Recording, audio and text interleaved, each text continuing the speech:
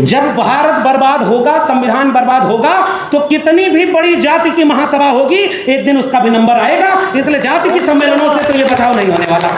इस देश के मूल निवासी आदिवासी हैं जो जल जंगल जमीन बचाने की लड़ाई लड़ रहे हैं, अपने आप दर्द का रिश्ता आपका उनसे बनेगा, इस देश के दलितों से बनेगा, और 90% लोगों की एकजुटता अपने आप बन जाएगी। अपने ओबीसी समाज के लोगों को 2-3 चीज से बचा लीजिएगा। पहला, सांप्रदायिक दंगा। कोई हिंदू मुस्लिम की लड़ाई आपकी लड़ाई नहीं है। ये लड़ाई केवल और केवल जाति जनगणना का सवाल इसलिए जरूरी है कि पहचान खुलकर सामने आ जाए कि वो 10% कौन है और ये 90% कौन है। जहां जहां आपके घर में धार्मिक ग्रंथ रखे हैं, उन सब की बगल में भारत का संविधान और मंडल कमीशन रख दीजिए, आधा काम उसी समय हो जाएगा। मंडल कमीशन और भारत का संविधान अनुच्छेद 51 कहता है कि हम भारत के नागरिकों में वैज्ञानिक चेतना का विकास करेंगे, और इस देश के टीवी मीडिया पर बैठकर यहां बोला जा रहा है कि एक बाबा जो किस्मत बता रहा है, वो चमत्कार कर रहा है, पूरे देश को अंधविश्वास में ढकेल रहे हैं। बिरसा, फुले, अंबेडकर, पेरियार के वारिसों, आपके ऊपर जिम्मेदारी केवल अपनी जाति और अपने लोगों को बचाना नहीं है, इस मुल्क को बचाना है, क्योंकि इस मुल्क को हमारे पुरखों ने बनाया है। घर घर मंडल कमीशन की रिपोर्ट पहुंचाइए, घर घर भारत का संविधान पहुंचाइए। और जिस तरह से इन झूठे लोगों ने कहा हर घर तिरंगा, हर हाथ तिरंगा, 26 जनवरी पर एक बार यह भी बोल देते हर घर संविधान और घर घर संविधान। यहां आएंगे तो कहेंगे मैं ओबीसी मां का बेटा हूं, मैं फकीर आदमी हूं, और आपके आरक्षण का विरोध ये सारे वही लोग कर रहे हैं जो आपको हिंदू बनाने आते हैं। ये आपके आरक्षण के विरोधी हैं। अहिर, गड़रिया, कुर्मी, चोर, धर सारे का टंगरी तोड़, ये किसने गाली बनाई? किसी मुसलमान ने बनाई क्या? किसी दलित ने बनाई क्या? किसी आदिवासी ने बनाई क्या? और किसने ये विरोध किया कि बड़ जात बतलौला से या छोट जात लतियौला से उनके भी? मेरे प्रिय कवि हैं तुलसीदास, लेकिन जहां गड़बड़ है वहां प्रिय नहीं है। मैं कहूंगा कि आपने वर्ण व्यवस्था स्थापित की, आपने इन जातियों के खिलाफ बोला है, और मैं इस बात पर कायम हूं।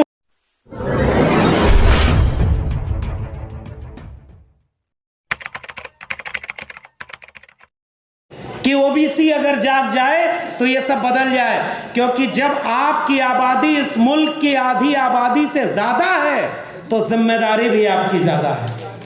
ये इसलिए मैं इस बात पर जोर देने आया हूं। अगर आपकी आबादी ज्यादा है और आपके पास मौका है तो आइए एक बड़ी एका बनाए, और वो बड़ी एका ऐसी एका नहीं होनी चाहिए जैसे इस देश का मुल्क का निजाम जैसा झूठ बोलता है वैसा झूठ बोल करके हम कोई आंदोलन नहीं कर पाए। जब तक गुजरात का मुख्यमंत्री होने के बाद वो राजनेता महोदय, उनको जाति नहीं याद आई। जब प्रधानमंत्री का चुनाव लड़ना हुआ तो मैं ओबीसी मां का बेटा हूं, सेल्फ मेड ओबीसी है वो। असल में अगर ओरिजिनल ओबीसी होते, वो विरासत में वो दर्द पाए होते, वो जोखिम उठाए होते, तो इतने साल प्रधानमंत्री रहने के बाद एक बार मंडल कमीशन का नाम लिए होते। अगर नहीं लिए तो तुम फेक ओबीसी हो, ये बात हम कहने आए। और आपसे भी शिकायत ओबीसी महासभा के लोगों, इसमें मंडल की तस्वीर नहीं है।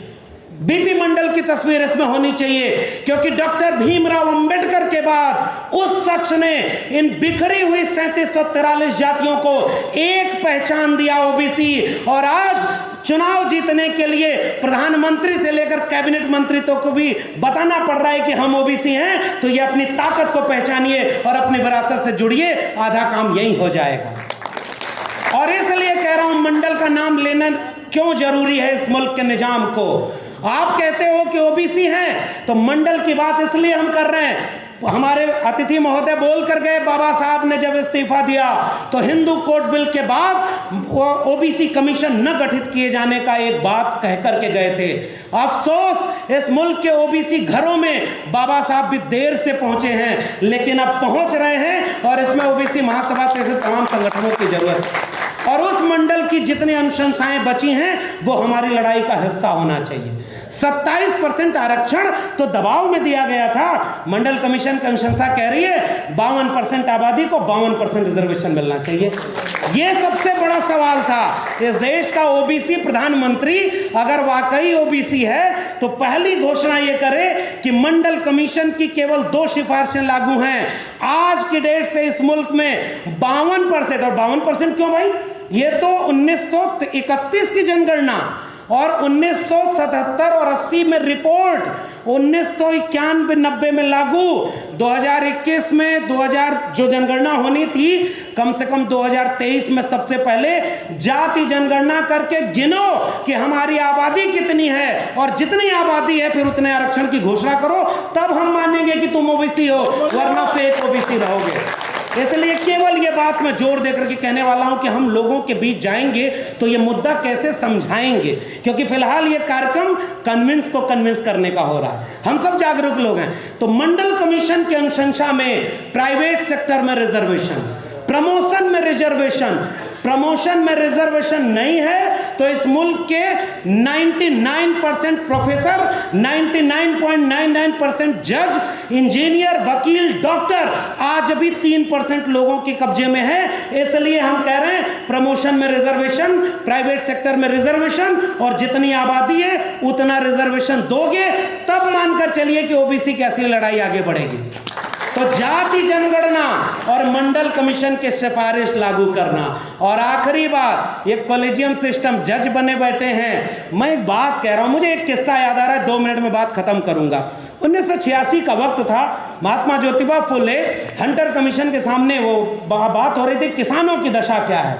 तो उन्होंने पहली बार ये किया कि किसानों का चोला पहना, एक फटा पुराना कुर्ता, एक बहुत मैला सा कंबल, और ऐसे ही चले गए, गेट से घुसने नहीं दिया। उन्होंने कहा भाई आप कहाँ आ रहे हो? तो उन्होंने कहा कि किसानों का सम्मेलन हो रहा है, हमें किसानों की बात कहनी है। तो उन्होंने कहा कि भाई आप कौन? तब तक पहचान गए लोग कि अच्छा आप ज्योतिबा फुले हैं। तब उन्होंने जाकर उस कमीशन के सामने एक बात कही थी, ये सारे लोग जो भरे पेट और अच्छे कपड़ों में बैठे हैं, इन्हें पता ही नहीं किसानों का दर्द क्या है। आपको ये बताने के लिए कि किसान होता क्या है मैं इस लिबास में आया हूं, क्योंकि आपको पता ही नहीं किसान कितना दर्द सह करके वो जीवन जी रहा है, और ये भरे पेट वाले उनका दर्द क्या बताएंगे। इस मुल्क को अगर बचाना है ओबीसी महासभा के लोगों, तो ओबीसी को तो एकजुट करना ही करना है, इसके अलावा आपके पास कोई रास्ता नहीं। जब भारत बर्बाद होगा, संविधान बर्बाद होगा, तो कितनी भी बड़ी जाति की महासभा होगी, एक दिन उसका भी नंबर आएगा। इसलिए जाति के सम्मेलनों से तो ये बचाव नहीं होने वाला।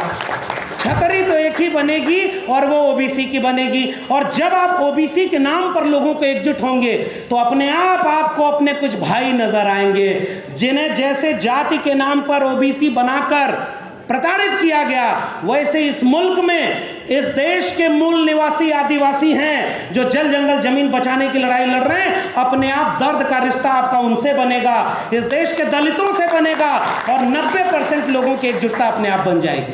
इसलिए मैं आपको बधाई देते हुए, अगला कार्यक्रम किसी दिल्ली, बंबई, लखनऊ और भोपाल में मत करिएगा, अगला कार्यक्रम किसी गांव चौराहे पर करिएगा। हम सारे लोग आएंगे और इसमें से बहुत सारे लोग चलेंगे, 90% को एक करना है, और इसकी जिम्मेदारी ओबीसी महासभा की है।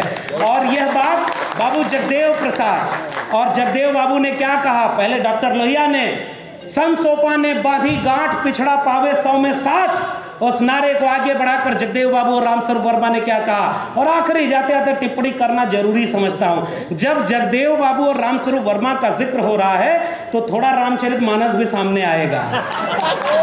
और भाटी साहब चले गए, अरसे बाद समाजवादियों के बीच अतुल जी बैठे हुए हैं, ऐसे लोग जिन्होंने अपने ऐसे लोगों को हराया है कि वो किसान कामगार कमेरा की आवाज़ क्या होती है ये यहाँ बैठे हुए हैं।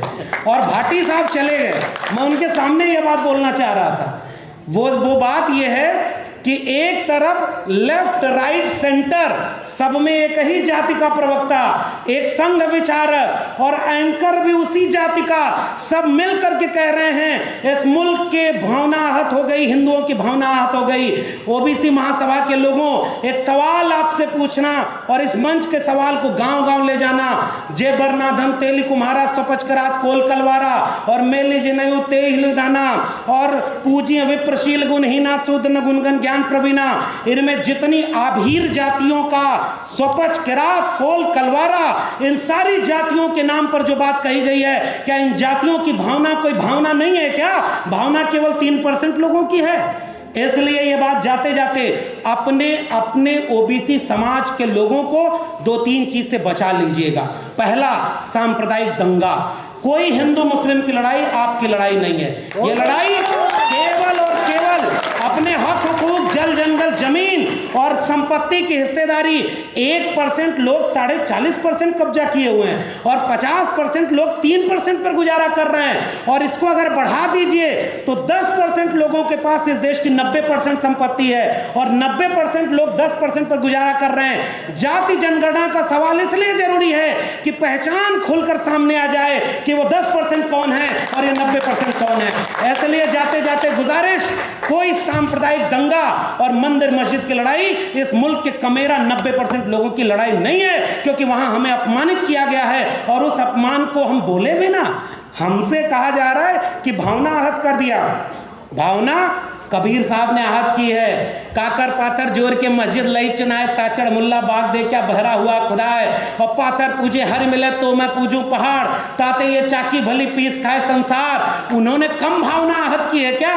अरे जिस पुरखे का नाम ले रहे हो ओबीसी समाज के लोगों, आपसे केवल एक गुजारिश, जहां जहां आपके घर में धार्मिक ग्रंथ रखे हैं उन सब की बगल में भारत का संविधान और मंडल कमीशन रख दीजिए, आधा काम उसी समय हो जाएगा। मंडल कमीशन और भारत का संविधान अनुच्छेद 51 कहता है कि हम भारत के नागरिकों में वैज्ञानिक चेतना का विकास करेंगे। और इस देश के टीवी मीडिया पर बैठकर यहां बोला जा रहा है कि एक बाबा जो किस्मत बता रहा है, वो चमत्कार कर रहा है, पूरे देश को अंधविश्वास में ढकेल रहे हैं। बिरसा, फूले, अंबेडकर, पेरियार के वारिसों, आपके ऊपर जिम्मेदारी केवल अपनी जाति और अपने लोगों को बचाना नहीं है, इस मुल्क को बचाना है, क्योंकि इस मुल्क को हमारे पुरखों ने बनाया है। ये बर्बाद कर रहे हैं। आप बताइए, अपने दोस्त को अमीर बनाया और कल को उसका शेयर गिर गया और वो भी कोई फ्लाइट पकड़ करके विदेश भाग गया तो क्या होगा? और इसलिए इस देश को बेच दिया है। हमारी लड़ाई सांप्रदायिकता की लड़ाई नहीं है, हमारी लड़ाई पाखंड की लड़ाई नहीं है, अंधविश्वास की लड़ाई नहीं है। घर घर मंडल कमीशन की रिपोर्ट पहुंचाइए, घर घर भारत का संविधान पहुंचाइए। और जिस तरह से इन झूठे लोगों ने कहा हर घर तिरंगा, हर हाथ तिरंगा, 26 जनवरी पर एक बार ये भी बोल देते हर घर संविधान और घर घर संविधान। और इस महासभा में जाते जाते केवल एक गुजारिश, आइए इस मुल्क को, एक बार रथ चला था ना मंडल के विरोध में, कमंडल का, पहचानो भाई। बिहार के मंत्री बैठे हुए हैं, जाति जनगणना की घोषणा हुई तो विरोध में कौन आया? मैं आपसे सवाल पूछ रहा हूं, जाति जनगणना के विरोध में कौन आया? झारखंड में जब आरक्षण बढ़ा के 77% किया गया है, राज्यपाल किसका है जो सिग्नेचर नहीं कर रहा है? छत्तीसगढ़ में जब आरक्षण SC ST OBC तीनों का बढ़ाया गया तो आरक्षण का विरोध कौन कर रहा है? यहां आएंगे तो कहेंगे मैं OBC मां का बेटा हूं, मैं फकीर आदमी हूं। और आपके आरक्षण का विरोध ये सारे वही लोग कर रहे हैं जो आपको हिंदू बनाने आते हैं। ये आपके आरक्षण के विरोधी हैं।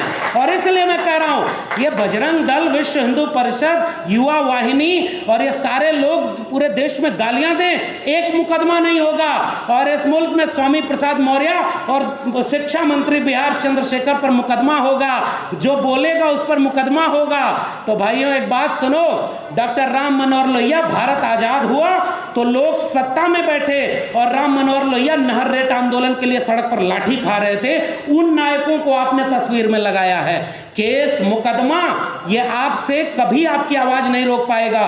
कबीर, ज्योतिबा फुले, शाहू जी महाराज, डॉक्टर भीमराव अंबेडकर, डॉक्टर राम मनोहर लोहिया, मंडल कांशीराम, ये मुकदमे और जेल से डर गए होते तो आज हम उनको याद नहीं कर रहे होते। आपको आखिरी बात, केवल गुजारिश, नकारात्मकता तो देखिए बहुत है, मैं भी चाहता तो यहाँ आपको बहुत सारी कमियां गिना देता कि ओबीसी में ये कमियां हैं, अरे बहुत कमियां हैं, फिर भी गुंजाइश इतनी है कि अगर न्यूनतम सहमति पर भी बृहत्तम एका बना लेंगे ये मुल्क अपने आप बचा लेंगे। इसलिए कमियों की बात मैं नहीं कर रहा। और वसीम बरेलवी का शेर पढ़ के जा रहा हूँ, उसी को जीने का हक है जो इस जमाने में इधर का दिखता रहे और उधर का हो जाए।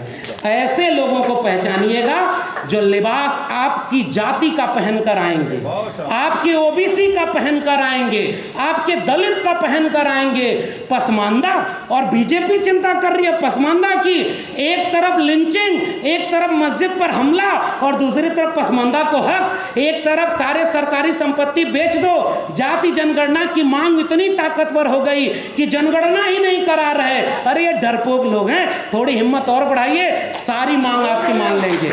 इसलिए पहचानिए, कुल्हाड़ी में लगी लकड़ियों की वजह से जंगल की लकड़ियों को समझाया जाएगा कि ये कुल्हाड़ी में लकड़ी तुम्हारी जाति की तो है, अहिर कुर्मी कोयरी। मैं आपको कहने आया हूं, इस देश में गाली किसने बनाई कि अहिर गड़रिया कुर्मी चोर धर सारे का टंगरी तोड़? ये किसने गाली बनाई? किसी मुसलमान ने बनाई क्या? किसी दलित ने बनाई क्या? किसी आदिवासी ने बनाई क्या? और किसने ये विरोध किया कि बड़ जात बतियौला से या छोट जात लतियौला से?